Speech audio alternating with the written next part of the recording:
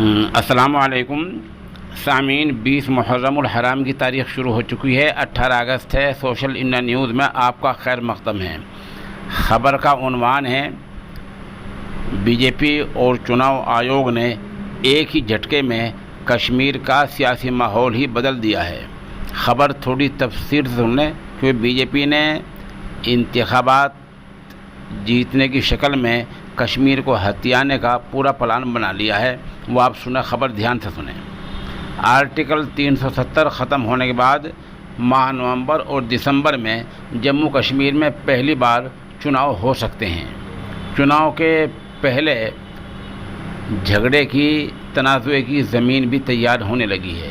یہاں پہلی مرتبہ غیر کشمیریوں کو ووٹ کا حق دینے کی تیاری کر لی گئی ہے۔ جو لوگ کشمیری نہیں ہیں لیکن یہاں آ کر رہ رہے ہیں، وہ بھی ووٹ ڈال سکتے ہیں۔ حد تو یہ ہے کہ جو لوگ ووٹ ڈالیں گے، نہ اپنے نئے ووٹ بنوائیں گے، ان کو اپنی رہائش کا ثبوت بھی نہیں دینا ہوگا۔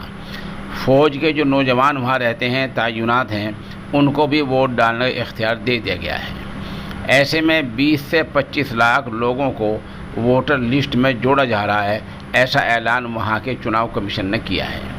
ان میں سب سے زیادہ جو فوج کے جوان ہیں اور باہری مزدور ہیں، سب سے زیادہ وہ نئی ووٹر لسٹ میں جوڑے جائیں گے۔ ریاستی الیکشن کمیشن کے اس اعلان کے بعد جموں کشمیر کی سیاست کے سارے جائزے بدل گئے ہیں اور ماحول ایک دم بدل گیا ہے۔ مانا جا رہا ہے کہ اس کا سب سے بڑا فائدہ بی جے پی کو ہوگا۔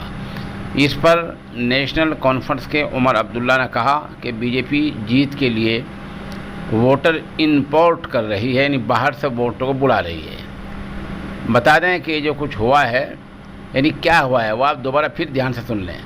جموں کشمیر کے الیکشن کمیشن نے اعلان کیا ہے کہ جو لوگ کشمیر میں آ کر رہ رہے ہیں، جو لوگ کشمیر میں آ کر باہر سے رہ رہے ہیں، وہ مزدور ہوں یا کوئی اور ہوں، یا جو فوج یہاں باہر کی تعینات ہے، وہ بھی جموں کشمیر کے الیکشن میں ووٹ ڈال سکتے ہیں، وہ اپنے ووٹ بنوا لیں۔ ایسے سنا جا رہا ہے کہ 25 لاکھ ووٹر ہیں۔ تو اس طرح ایک ہی جھٹکے میں 30% ووٹر بڑھ جائیں گے۔ ڈیٹا سے صاف ہے کہ جموں کشمیر میں لگ بھگ 30% نئے ووٹر جڑنے جا رہے ہیں۔ ان میں سب سے بڑی تعداد فوج کے جوانوں کی ہوگی، اور اس کے بعد اتر پردیش اور بہار جیسے ریاستوں سے جانے والے مزدور ہوں گے۔ جموں کشمیر کے chief election commissioner Hirdesh Kumar نے بتایا کہ آرٹیکل 370 ہٹائے جانے کے بعد بڑی تعداد میں نئے ووٹر جوڑے جائیں گے۔ آپ کو بتلا دیں کہ جو قانون کا سہارا لیا ہے وہ بھی سن لیں۔ آر پی اے میں یہ قانون ہے کہ جو شخص جہاں بھی خود کا ووٹر کارڈ بنوانا چاہتا ہے، اسے وہاں رہنا چاہیے۔ چناؤ کمیشن سے جڑے افسر فیصلہ کریں گے کہ وہ جموں کشمیر میں رہتا ہے یا نہیں۔ یہ عجیب سی لائن ہے کہ چناؤ کمیشن کے جو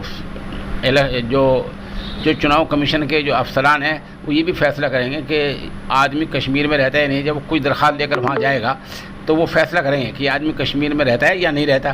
اس سے آپ اندازہ لگا سکتے ہیں کہ بی جے پی کہاں سے کہاں پہنچنا چاہتی ہے۔